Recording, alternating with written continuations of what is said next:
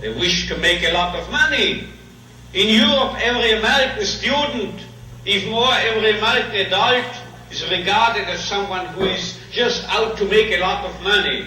Really, 16% of these students regarded their main goal and concern in life to make a lot of money. I'm quoting literally, make a lot of money. And you know what the top class, the top category, we say category, what do you say? Category was among, excuse me, but I know I am speaking a marvelous accent without the slightest English. Now,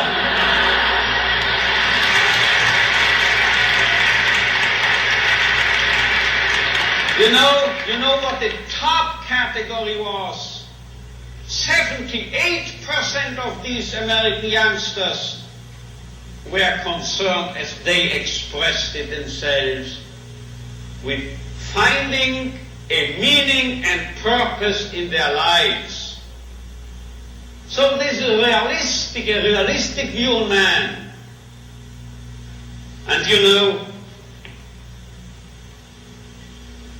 you won't believe it, gray hair, my age, I started taking flying lessons recently. Do you know what my flying instructor told me? If you are starting here, wish to get here, say east, heading for this, and you have a crosswind, you will drift and you will land here. So you have to do what we pilots call crabbing, he told me, C-R-A-B, crabbing.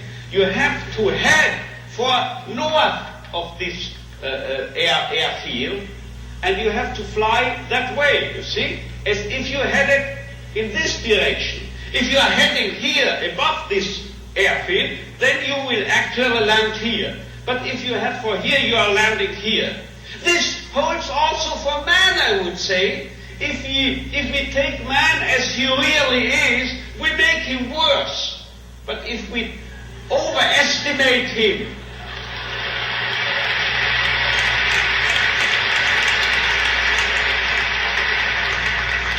it's premature, your applause, you will soon know why.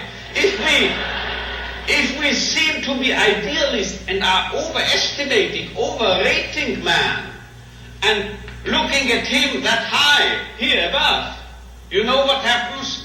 We promote him to what he really can be. So we have to be idealists in a way, because then we'll wind up as the true, the real realists. And you know who has said this? If we take man as he is, we make him worse. But if we take man as he should be, we make him capable of becoming what he can be. This was not my flight instructor, this was not me, this was Goethe. He said this verbally. And now you will understand why I, in one of my writings, once said, this is the most apt maxim and motto for any psychotherapeutic activity. So if you don't recognize a young man's will to meaning, man's search for meaning, you make him worse, you make him dull, you make him frustrated, you still add and contribute to his frustration. While if you presuppose in this man, if in this so-called criminal or juvenile delinquent or drug abuse and so forth, there must be a what we call spark, a spark of search for meaning. Let's recognize this, let's presuppose it, and then you will elicit it from him, and you will make him become what he in principle is capable of becoming.